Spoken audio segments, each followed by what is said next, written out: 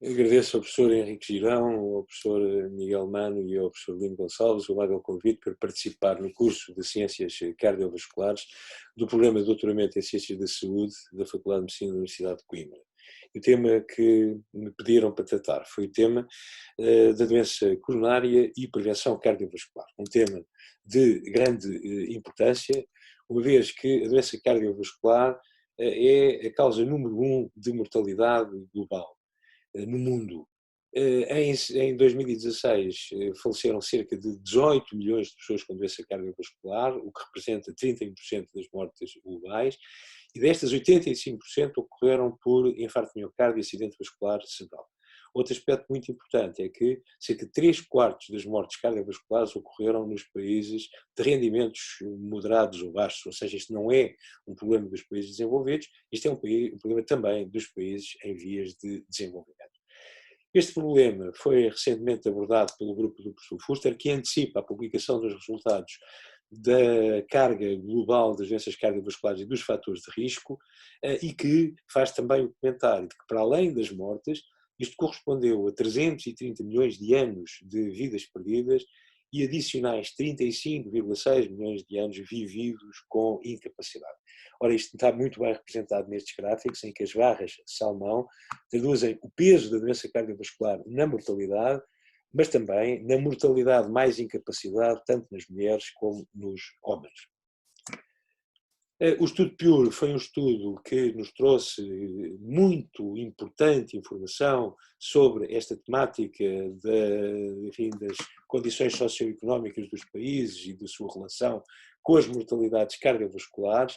Efetivamente, os países com rendimentos médios e baixos têm uma maior mortalidade por acidente vascular cerebral, por insuficiência cardíaca, por doenças cardiovasculares major, e têm, na globalidade da doença cardiovascular, em comparação com os países de rendimentos mais altos, e no caso do infarto de miocárdio, a mesma coisa. Portanto, o infarto de miocárdio tem uma mortalidade mais baixa nos países com rendimentos mais elevados.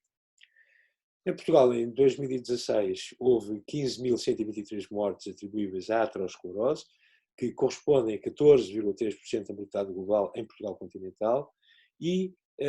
os anos vividos, enfim, com morte ou incapacidade totalizaram 260.943, 75% por morte prematura e 25% por incapacidade.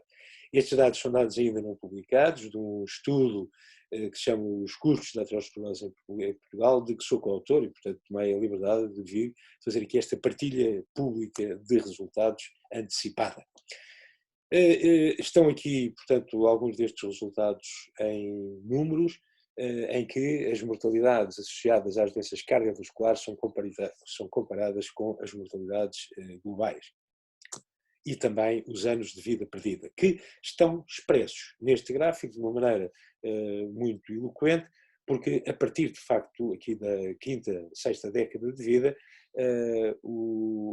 os anos de vida perdidas atribuídas à aterosclerose por 100 mil habitantes em Portugal é enorme, é crescendo, é progressivamente maior com a idade e ocorre tanto em homens como em mulheres. Ora, a doença cardiovascular originam-se primariamente da aterosclerose, a qual começa a idades muito jovens e que já se encontra num patamar muito avançado quando as manifestações clínicas ocorrem, como o infarto, o acidente vascular cerebral e a morte cardíaca. E quando então estas situações ocorrem, elas já estão associadas a uma diminuição de muitos anos de vida. Desta forma, um homem com 60 anos de idade que tenha tido história de infarto de miocárdio tem menos 9,2 anos de vida expectável e uma mulher da mesma idade, 11,6 anos. Se os antecedentes foram de acidente vascular cerebral, um homem de 60 anos tem menos 12 anos de vida e a mulher menos 9,8 anos de vida. A atenção sobre a doença cardiovascular aconteceu de uma forma súbita, de uma forma muito aguda, nos Estados Unidos, com a morte do presidente Franklin Roosevelt, por hemorragia cerebral. Ele tinha antecedentes de hipertensão arterial e morreu por hipertensão, ou melhor, por hemorragia cerebral, em 45, que levantou, portanto, aqui o interesse dos investigadores em começar a estudar melhor esta situação. É criado posteriormente o Framingham Heart Study, que procurou identificar fatores comuns e características que possam contribuir para a doença cardiovascular.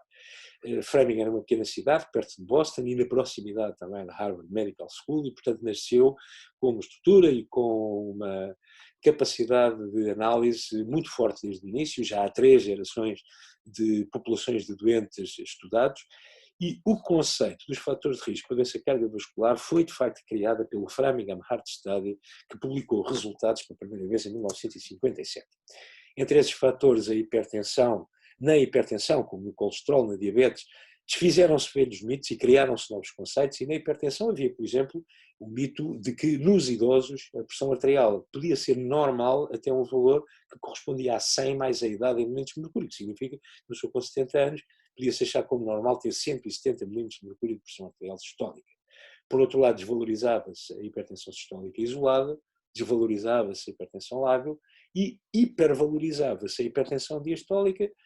de onde provavelmente terá emergido esta ideia das tensões juntas que ainda hoje dizem às pessoas nas farmácias e tal. Bom, e que se calhar veio dessa altura em que se hipervalorizava, ao contrário do que se faz atualmente, em que até, enfim, se hipervaloriza, pelo contrário, a hipertensão sistólica isolada. Como sabem, tem uma maior associação ao risco, nomeadamente acidente vascular cerebral.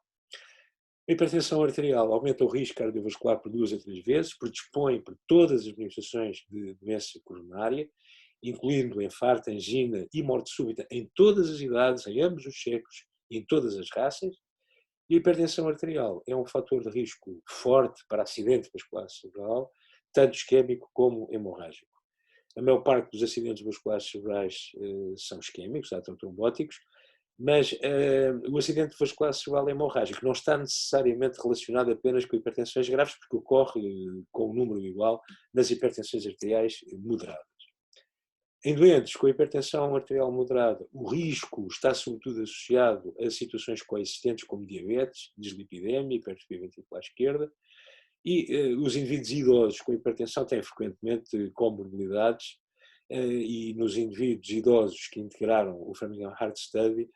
60% dos homens e 50% das mulheres tinham lesões de órgão-alvo, como uma diminuição silenciosa da função renal, antecedentes de acidente vascular cerebral ou AIT, retinopatia ou doença arterial periférica. Previamente, o início da medicação era retardado até aparecerem lesões de órgão-alvo. No entanto, 40% a 50% dos hipertensivos dos doentes hipertensos, aliás, têm eventos cardiovasculares antes de aparecimento de lesões de órgão-alvo, como proteinúria, hipertrofia ventricular ou alterações eletrocardiográficas. No caso da hipercolesterolemia, a primeira referência à associação de colesterol, os níveis de colesterol com mortalidade cardiovascular, data de 1953 e também a partir do Framingham Heart Study. A associação, coincidência de doença cardiovascular do colesterol total e do colesterol das LDL é conhecida, como também é conhecido a associação de níveis altos de colesterol das LDL nas crianças com o futuro desenvolvimento de doença cardiovascular. Uma redução de 10% no valor do colesterol das LDL reduz o risco de doença cardiovascular de 50% aos 40 anos, 40% aos 50 anos, 30% aos 60 e 20% aos 70 anos. Por outro lado, também um aumento de 1 mg por decilitro no colesterol das HDL diminui o risco de doença cardiovascular por 2% nos homens e 3% nas mulheres. O tabaco aumenta o risco de infarto ou morte súbita proporcionalmente ao número de cigarros fumados, duplica o risco de morbilidade e mortalidade de doença cardiovascular. Os fumadores com menos de 50 anos têm 10 vezes maior probabilidade de desenvolver doença coronária que os não fumadores, e o tabaco passivo também aumenta o risco de doença cardiovascular.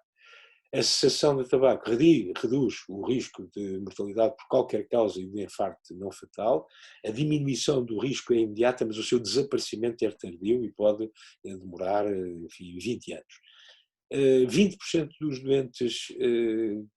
deixam de fumar depois do infarto de miocárdio, com uma redução de 40% de mortalidade e de taxa de recorrência. No caso de diabetes, e portanto tudo isto são ensinamentos que o Framingham Heart Study nos deu, no caso da diabetes, o seu papel na patogênese da doença cardiovascular foi clarificado em 79 pelo Kennel, aumenta 2 a 3 vezes o risco de doença aterotrombótica, particularmente nas mulheres. 68% das pessoas com mais de 65 anos com diabetes irão morrer por qualquer forma de doença cardíaca e 18% com acidente vascular cerebral. E os adultos com diabetes mellitus têm 2 a 4 vezes um risco maior de morte cardíaca que os não diabéticos. A inatividade física foi também evidenciada a primeira vez em 53 na sua associação com doença coronária por Morris e duplica o risco de morte cardíaca. A obesidade é uma alteração metabólica associada com comorbilidades como doença coronária, diabetes, síndrome da apneia obstrutiva do sono, hipertensão arterial. É uma causa independente de mortalidade por qualquer causa e a associação com doença coronária foi notada a primeira vez em 67 por Kennel. Já referimos que a obesidade infantil está associada a um maior risco de desenvolvimento de doença coronária na idade adulta, tal como aliás acontecia com os níveis elevados de colesterol das LDL. Existem então fatores de risco modificáveis, como o tabaco, a hipertensão, a diabetes, a inatividade física, o excesso de peso e a obesidade e o colesterol elevado, e fatores não modificáveis, como a idade, a etnicidade e a história familiar de doença cardíaca. Neste estudo Pure, já citado antes, que envolveu, enfim, quase 156 mil doentes em 21 países de vários níveis de rendimento económico, 70% da doença cardiovascular e das mortes por doença cardiovascular foram atribuídas a fatores de risco, com uma morbilidade de 41%. E o peso destes fatores de risco foi o seguinte: a hipertensão em primeiro lugar, depois os fatores, enfim, comportamentais no seu conjunto, mas como fator isolado, a hipertensão em primeiro lugar, depois os baixos níveis educacionais e a poluição atmosférica. Subdividindo as situações, na doença cardiovascular global a hipertensão aparece em primeiro lugar e a seguir o colesterol, depois poluição, etc. Mas depois, olhando para o infarto e para o acidente vascular cerebral, no infarto de miocárdio o colesterol tem o papel mais importante, depois a hipertensão, depois o tabaco, depois a obesidade abdominal, diabetes e por aí. E no caso do acidente vascular cerebral, a hipertensão destacadamente tem o peso número 1, depois a poluição atmosférica, más hábitos dietéticos e por aí adiante, e aqui, por exemplo, o tabaco, a obesidade abdominal e o colesterol têm já um peso relativamente pequeno. Ora, a partir aqui deste statement da Organização Mundial de Saúde, para além de se voltar a dizer quais são os tais fatores de risco para a doença cardiovascular, queria chamar a atenção para o último parágrafo, que são as chamadas causas das causas, porque alguns destes fatores de risco, sobretudo aqueles fatores ambientais e comportamentais, estão relacionados também com situações como situações sociais, económicas e culturais, como a globalização, a urbanização e o envelhecimento da população, que contribuem para estes fatores de risco, e outros determinantes do risco cardiovascular incluem também a pobreza, o stress e os fatores hereditários. Surgiram assim guidelines que procuram orientar-nos na abordagem do controle do risco cardiovascular em pessoas quer que ainda não têm doença, portanto as guidelines de prevenção primária, quer já tendo doença, prevenção secundária. Este conceito de prevenção primária e secundária é muito criticável, porque efetivamente a doença cardiovascular aterosclerótica é um contínuo E se calhar o que temos que atender é quais são os fatores que levam a controlar de uma forma mais agressiva e mais vigilante e menos agressiva, e não tanto se já teve ou ainda não teve um acidente cardiovascular. Claro que quem já teve um acidente cardiovascular, isso coloca as pessoas num patamar de risco muitíssimo elevado, mas quem ainda não teve e tem fatores extremamente importantes, é óbvio que, em minha opinião, se deve tratar agressivamente esses fatores para evitar que tenha um acidente cardiovascular. No entanto, há guidelines de prevenção primária. A nível europeu, o conceito foi um bocadinho diferente e focaram-se sobretudo nas guidelines para o controle do colesterol, por um lado, para o controle da hipertensão arterial, por outro lado, e depois, enfim, conselhos gerais relativamente ao exercício físico, à alimentação, que são incluídos em cada uma das guidelines. Mas as guidelines americanas, e este slide é um slide, enfim, muito elaborado, mas quero chamar a atenção para o seguinte. Primeiro que há um conjunto de fatores que diretamente levam logo a iniciar uma terapêutica agressiva, e isto tem que ver sobretudo com o colesterol, como é o caso de um LDL acima de 190. Por outro lado, a presença de diabetes e uma idade, enfim, de adultos não muito idosos, justificarão a utilização de uma estatina de intensidade moderada, ao passo que a outra será uma estatina de intensidade alta, mas poderão aqui também ter que se determinar fatores de risco associados, portanto, ao cálculo nas tabelas, e a tabela Framingham vê o risco, não o risco de mortalidade, mas o risco também de se desenvolver doença cardiovascular em 10 anos, portanto é mais abrangente do que o cálculo europeu, que se cita só na mortalidade. E pronto, depois 3 patamares também relacionados com patamares de idade, com a presença ou não de diabetes associada. No caso, por exemplo, da idade entre 40 e 75 anos, com LDL entre 70 e 190, sem diabetes, deve ser calculado o risco cardiovascular a 10 anos e, de acordo com os vários patamares de risco, assim, iniciar, enfim, um diálogo com o doente, tendendo a propor-lhe uma terapêutica que seja adequada ao controle do seu risco cardiovascular. No caso do risco ser incerto, e este é um aspecto importante, considerar a determinação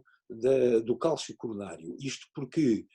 o cálcio coronário é um fator adicional, isto a partir de estudos, sobretudo do estudo MESA, é um fator adicional que nos pode estratificar entre os doentes que tendem mais a beneficiar de terapêutica com estatinas, dos doentes que não tendem a beneficiar de terapêutica com estatinas, para os quais elas, portanto, não têm ainda um valor acrescentado.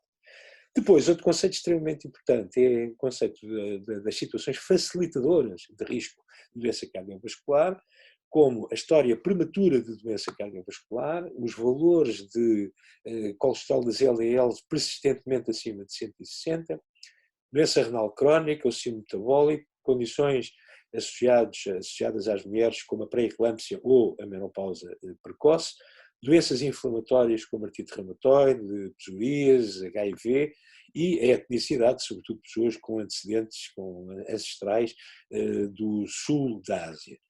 No que diz respeito a marcadores bioquímicos, a persistência de valores elevados dos triglicéridos, acima de 175,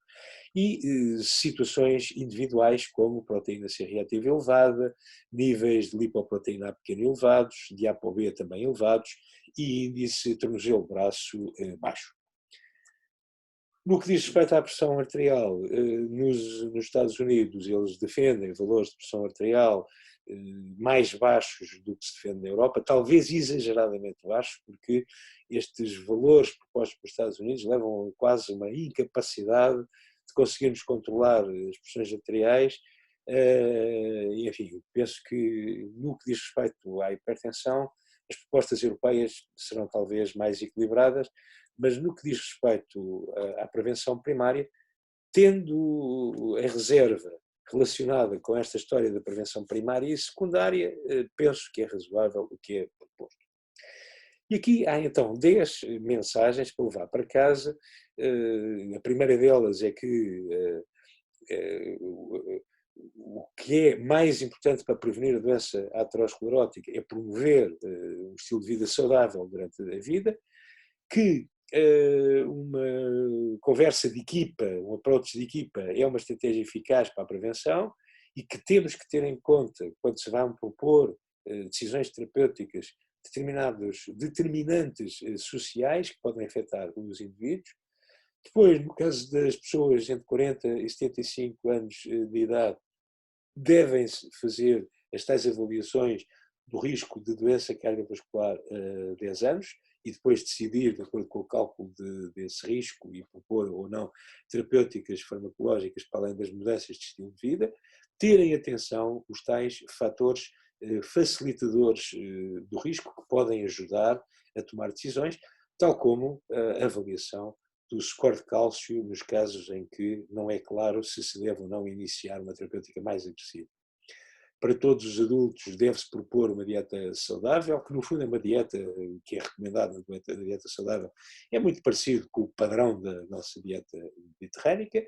Nas pessoas com excesso de peso, recomendar vivamente a perda de peso, recomendar também a atividade física de pelo menos 150 minutos de atividade moderada por semana ou 75 minutos de atividade vigorosa. Nos indivíduos com diabetes mellitus, alterações de estilo de vida, e depois, isto aqui, enfim, é um bocadinho controverso, porque, como sabem, nas orientações europeias já se tem uma atitude diferente nos indivíduos com risco muito elevado cardiovascular, mas aqui ainda se propõe a metformina como primeira linha, seguida dos inibidores da SGLT2 ou de um antagonista dos receptores do GLP-1. Depois, em relação ao tabaco, a recomendação forte de deixar de fumar por todas as vias e um conselho forte para que essa cessação tabágica ocorra. Depois, uma medida de prevenção primária que era recomendada no passado, que era a aspirina, não deve ser recomendada de uma forma generalizada, embora possa haver subgrupos doentes, nomeadamente os doentes com doença de tração, de doença aterosclerótica, podem de facto beneficiar, mas não se deve recomendar generalizadamente. Depois as estatinas são uma terapêutica de primeira linha nos doentes, mesmo que assintomáticos, com valores de colesterol das LDL superiores a 190, nos doentes com diabetes, nos doentes com diabetes com 40 a 75 anos e nos doentes que têm um risco cardiovascular elevado, calculado depois pelos scores. As terapêuticas não farmacológicas são recomendadas para todos os doentes com hipertensão arterial, alimentação saudável, que aqui com destaque para a redução do sal na alimentação, e sempre que necessária a terapêutica farmacológica, o objetivo, o alvo é atingir valores inferiores a 3,8, isto nas recomendações americanas. Ora, o controle dos fatores de risco é, de facto, pouco satisfatório. E nestes números, dos 8.261 doentes coronários incluídos no Euroaspire 5, um estudo em que Portugal participou, 19% continuavam a fumar, 38% eram obesos, 42% não tinham a pressão arterial controlada, 71% tinham valores de LDL colesterol acima de 70%, e a terapêutica de proteção cardiovascular incluía antiagregantes, beta-adrenérgicos, bloqueadores beta-adrenérgicos e inibidores do renina-angiotensina em valores muito altos e estatinas em valores de 80%. Portanto, estes doentes, apesar de medicados, não estão controlados. Estamos a utilizar, provavelmente, formas, enfim, dosagens ou associações de fármacos insuficientes para controlar grande parte dos casos. Portanto, na Europa desenvolveu-se a tabela, portanto, do score, em que para Portugal é uma tabela de baixo risco, isto porque isto é mais centrado no infarto de miocárdio e de facto nós estamos bem no infarto, estamos mal em um acidente vascular cerebral, e lembrar também que o score nestes doentes de prevenção primária está centrado na mortalidade a 10 anos, não necessariamente parecido com aquilo que se faz no Framingham, que é de doença cardiovascular, incluindo morte, a 10 anos. Depois existem tabelas de risco relativo, nomeadamente para as pessoas mais jovens, que podem se comparar com outras com menos fatores de risco, mas não permitindo ter um valor absoluto. E depois também os tais, enfim, não se chama aqui os fatores facilitadores, mas no fundo chamar a atenção que o risco pode ser maior em indivíduos sedentários, nos indivíduos com situações sociais más, nas pessoas que têm doença renal crónica. Portanto, no fundo é a mesma coisa, mas dita de uma forma diferente dos americanos. Chamar a atenção que nos indivíduos assintomáticos, o que se pretende através do SCOR é o cálculo da mortalidade cardiovascular a 10 anos, em prevenção primária, mas nos indivíduos sintomáticos com doença cardiovascular estabelecida, enfim, aqui olhamos para o risco anual da mortalidade cardíaca. Ora, consideramos então aqui, nas guidelines europeias, que há categorias de risco, 3 categorias de risco, o risco muito alto, que são as pessoas que têm um dos seguintes: doença cardiovascular documentada, com várias formas, portanto, doença cardiovascular documentada, diabetes com lesão do órgão-alvo, ou 3, pelo menos, grandes fatores de risco, o início de diabetes tipo 1 de longa duração superior a 20 anos, ou ainda diabetes com duração superior a 20 anos, lesão renal com creatininas inferior a 30 mg por minuto por uns 73 metros quadrados, um score superior a 10 para o tal risco de mortalidade cardiovascular a 10 anos e uma história familiar, doença cardiovascular ou outro fator de risco major. O alto risco são então pessoas com valores muito elevados de fatores de risco individuais, como um colesterol total superior a 310, um colesterol das LDL superior a 190, pressão arterial superior a 180 a 110 mm de mercúrio, doentes com história familiar sem outros fatores de risco, depois doentes com diabetes sem lesão do órgão-alvo, com uma diabetes com duração superior a 10 anos ou outros fatores de risco, enfim, doença crónica renal moderada, um score superior a 5, entre 5 e 10, risco moderado, doentes jovens, diabetes tipo 1 com menos de 35 e diabetes tipo 2 com menos de 50 anos, com uma diabetes com duração inferior a 10 anos, sem outros fatores de risco, e um score de cálcio calculado entre 1 a 5% para mortalidade a 10 anos. E depois, os indivíduos de baixo risco. Eu tinha dito 3 categorias, enfim, de risco mais ou menos alto, e depois uma categoria de risco baixo, que são os indivíduos que têm um score inferior a 1% para a mortalidade a 10 anos. Relativamente à hipertensão arterial, as recomendações são de considerar como hipertensão ótima inferior a 120 e 80 e também a recomendação de medir cada 5 anos pelo menos. Depois, peço desculpa, depois a pressão arterial, peço desculpa, aqui um acidente, normal entre 120 e 129 e 80, ou seja, até, enfim, 13, 8,5, normal alta entre 14, 9, até 14, 9, e depois hipertensão arterial com valores superiores a 14, 9. Portanto, aqui também, para além dos alvos, frequência com que se deve medir a pressão arterial e as recomendações de se tentar confirmar o diagnóstico com mais visitas para medir a pressão arterial, com a medição da pressão arterial fora do consultório, por monitorização de 24 ou 48 horas e por determinação dos valores em conta. Chamar a atenção de uma coisa: todos estes métodos, com exceção do MAPA, todos estes métodos apenas medem a pressão arterial diurna.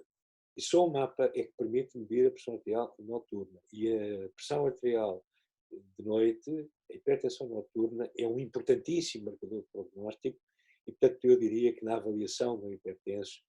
o MAPA deve ser incluído de forma sistemática, para não dizer obrigatória, mas apetece-me dizer obrigatória. Bom, este slide é, de facto, muito elaborado, é um slide que fica para memória futura e para depois, com muito cuidado, tentarem, enfim, detalhar isto, mas basicamente este gráfico, este quadro, o que é que mostra? Mostra que há aqui uma relação estabelecida entre os níveis não tratados do LDL, pronto, níveis de 55, de 55 a 70, de 70 a 100, 100 a 115, 116, 116 a 190 e superiores a 190, e depois os patamares de risco, o baixo risco, o moderado, o alto e o muito alto, e isto em relação à prevenção primária. No caso da prevenção secundária, estes indivíduos são à partida considerados de muito alto risco. E nestes indivíduos com muito alto risco, praticamente todas as situações têm que ter, para além da intervenção no estilo de vida, têm que ter intervenções também farmacológicas. No caso dos indivíduos de muito alto risco e com valores de colesterol muito baixos, bom, pode-se considerar ou não adicionar fármacos, mas eu chamo a atenção que os valores de colesterol são derivados de uma média de uma população. E, portanto, a circunstância de haver colesterol na parede das artérias e ter havido já algum tipo de instabilidade cria um risco muito especial e, claro que podem haver fatores não relacionados com o colesterol, como fatores inflamatórios, etc., mas não tendo ainda a possibilidade de controlar esses fatores, devemos ser muito agressivos, de facto, no controle do colesterol. E pronto, naturalmente que aqui, nos indivíduos com risco muito baixo, só se tiverem valores muito elevados de colesterol é que se deve iniciar logo terapêutica farmacológica e, naturalmente, há aqui um crescendo de acordo com a interação destes dois fatores. É a mesma coisa que aqui, está tudo resumido, de acordo com os valores do colesterol das LDL, com o risco calculado e com as várias circunstâncias que podem estar relacionadas com o risco moderado, alto e muito alto. E, portanto, aqui eu peço desculpa porque o slide foi todo traduzido, exceto aqui no baixo moderado, peço desculpa por isso. Relativamente às estratégias de tratamento e aos objetivos, aos alvos terapêuticos, no caso do tabaco, nenhuma exposição ao tabaco em nenhuma forma, há algumas polémicas com cigarros mais ou menos eletrónicos, nenhuma exposição em nenhuma forma. Em relação à alimentação, uma dieta saudável, baixa em gordura saturada, focando-se, portanto, aqui nos cereais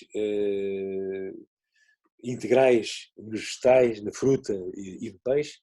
A atividade física, enfim, 3,5 a 7 horas de atividade moderada por semana, ou 30 a 60 minutos na maior parte dos dias. O peso, procurar ter valores de índice de massa corporal entre 20 e 25 ou uma circunferência do perímetro abdominal inferior a 94 nos homens e 80 nas mulheres, e procurar obter valores de pressão arterial inferiores a 140 a 90 milímetros de mercúrio. Portanto, no caso dos alvos de LDL, colesterol, coloca-se aqui um patamar muito importante, que é procurar nos indivíduos de risco muito alto, ou a chamada prevenção secundária, obter pelo menos uma redução do colesterol das LDL de 50%, e nos indivíduos, nestes indivíduos procurar obter também, este é o mínimo, mas tentar obter valores inferiores a 55 miligramas por decilitro. Claro que isto consegue-se com estatinas, com a associação da ezetimibe e, eventualmente, com os inibidores do PSK9, nos indivíduos de risco muito elevado, em que não se obtém os resultados necessários. Nos indivíduos de alto risco, portanto, um regime terapêutico que atinge pelo menos uma redução de 50% do colesterol das LDL e um valor absoluto inferior a 70 miligramas por decilitro. Relativamente aqui a outros fatores, LDL colesterol, um objetivo inferior a 100 nos indivíduos de risco moderado e nos indivíduos de risco baixo inferior a 116, no não HDL, valores inferiores a 85, 100 e 130 nos indivíduos de muito alto, alto e risco moderado. Na apolipoproteína B, também estes valores que estão aqui apontados. Nos triglicéridos, tentar obter valores inferiores a 150 e, obviamente, um bom controle da diabetes, permitindo reduzir o risco cardiovascular a um valor de hemoglobina A1C inferior a 7%. Nenhuma exposição ao tabaco, a alimentação já falámos, e só aqui para chamar a atenção do impacto que estes níveis têm na diminuição dos lípidos. Está aqui classificado com cruzes, o efeito é grande, 3 cruzes quando é superior a 10%, 2 cruzes 5 a 10% e uma cruz inferior a 5%. E todas estas coisas têm um impacto, enfim, entre 5 a 10%, evitar as gorduras trans, evitar as gorduras saturadas, aumentar a fibra, usar, enfim, alimentos enriquecidos com fitoesteróis, tudo isto tem um nível de evidência A e uma magnitude de efeito, enfim, moderado, 5 a 10%. Depois, em relação à redução dos triglicéridos, o uso do arroz vermelho, redução do peso e depois valores mais baixos de impacto, redução do colesterol da dieta e o aumento da atividade física. Relativamente ainda a estas intervenções todas nos triglicéridos, muito importante a redução do álcool, a atividade física, os carboidratos na dieta, a utilização de suplementos de gorduras poliinsaturadas e a redução dos açúcares.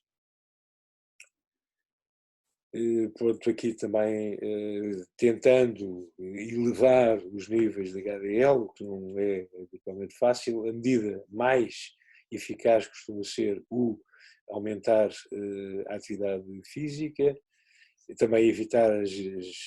gorduras trans, diminuir o peso, reduzir os carboidratos e o álcool. Pronto, aqui de novo o diapositivo mostrado há pouco. E finalmente uma comparação entre as guidelines europeias e americanas, algumas coisas já dissemos, nomeadamente nas americanas usam o risco tem que ver com doença cardiovascular fatal e não fatal e acidente vascular cerebral, ao passo que na Europa é apenas a morte cardiovascular. Depois, relativamente aos fatores de risco, são os mesmos. Depois, nos Estados Unidos, esta estratificação em grupos etários, dizer que nos Estados Unidos os dados são baseados em 5 coortes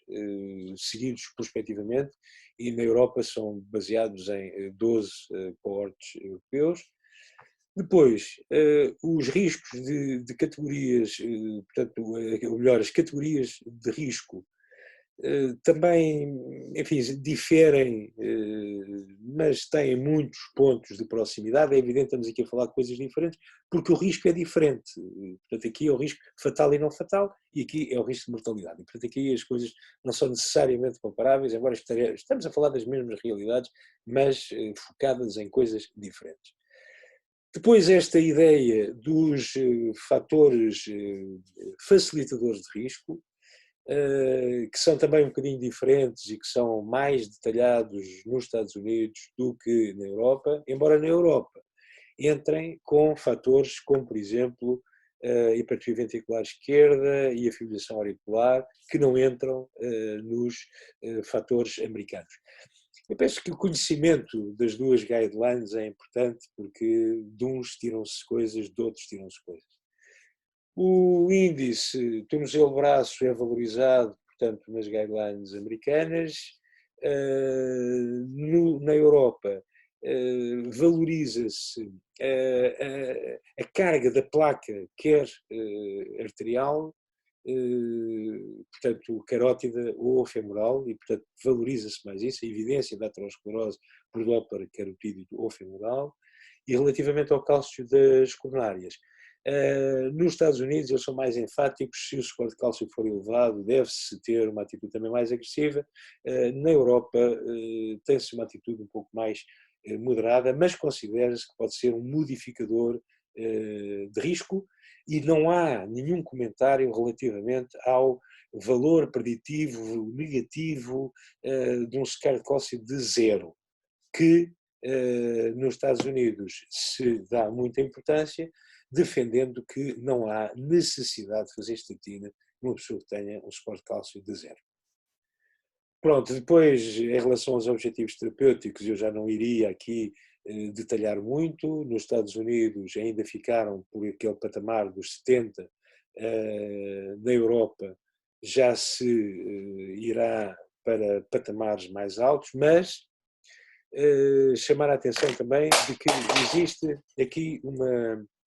um patamar dos doentes de muitíssimo alto risco e com recidiva das situações em que o valor a atingir ainda é um valor inferior a 55. Também há algumas diferenças relativamente à ApoB, à lipoproteína A pequeno, outras diferenças relativamente aos triglicéridos. Claro que seria muito fastidioso estar aqui a evocar todas estas diferenças, mas eu aconselho a leitura e uma particular atenção nestas diferenças. Finalmente, uma consideração um pouco mais filosófica, que é a seguinte. A doença aterosclerótica começa cedo. E isto foi evidenciado pela primeira vez neste estudo publicado em 71, em que nas autópsias de 105 soldados americanos falecidos em combate, com uma idade média de 22,1 anos, havia evidência de algum grau de aterosclerose em 45%. E em 5% havia mesmo evidência de muita aterosclerose, embora não houvesse obstruções coronárias significativas, só no caso havia algum grau de estenose. Ora bom, isto na altura até foi polémico, falou-se que seria o stress da guerra, mas não é o stress da guerra, porque isso foi evidenciado em muitos outros estudos a partir daí. E este é um estudo também muito conhecido,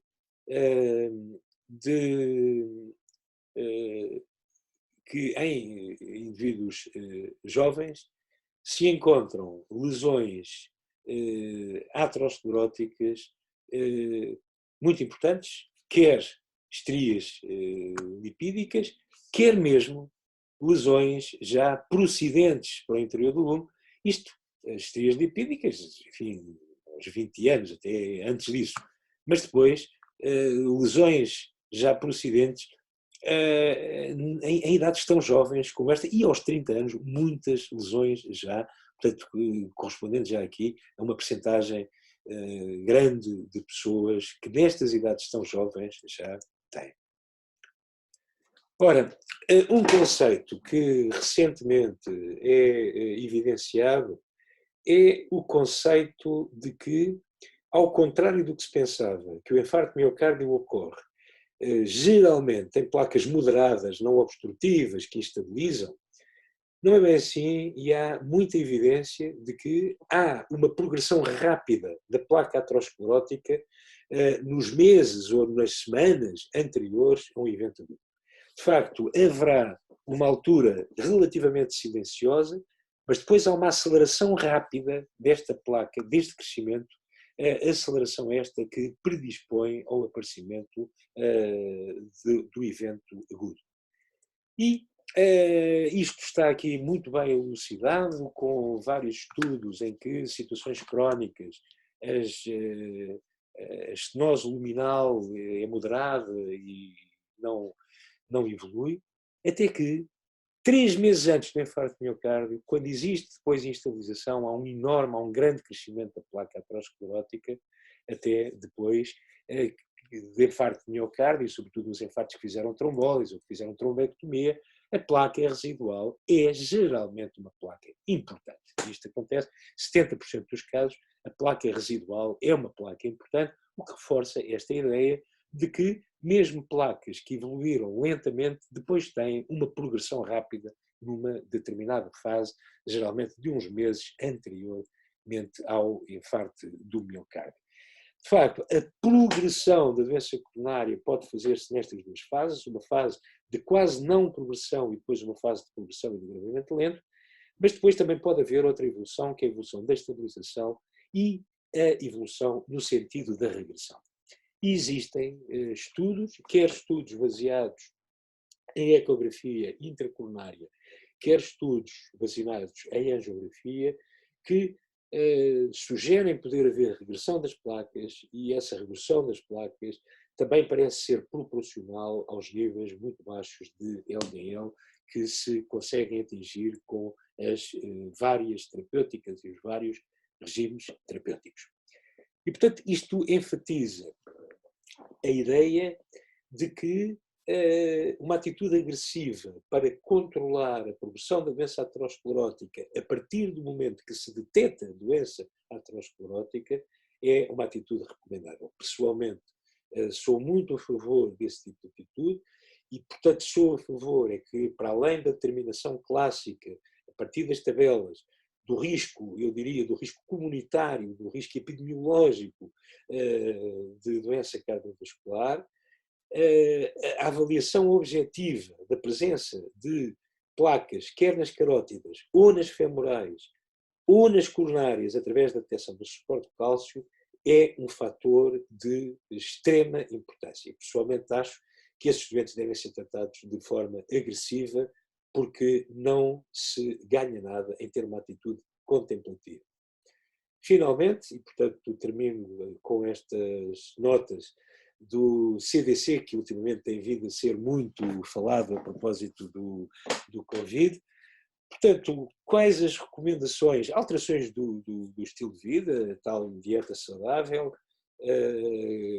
que tem que ter poucas gorduras saturadas, gorduras trans, colesterol, e também ter em atenção que o sal está associado a um risco de elevação da pressão arterial. Depois, a necessidade de exercício físico. Depois, a necessidade de não beber álcool em excesso. E depois, a recomendação de interromper drasticamente o hábito de fumar. Terminaria com esta frase, provavelmente o primeiro texto médico alguma vez publicado na China, e que diz isto: os bons médicos previnem a doença, os médicos medíocres tratam a doença antes dela ser evidente, e que os maus médicos tratam a doença completa. Ora, eu penso que nós aqui talvez consigamos prevenir, mas o grande desafio é, pelo menos, tentar tratar a doença antes dela ser evidente. E se conseguirmos prevenir, então conseguimos realizar aquilo que no conceito clássico se chamava ainda a prevenção primária e que tem que ver com uma prevenção neste contínuo de doença aterosclerótica onde podemos atuar desde o início. Muito obrigado pela vossa atenção.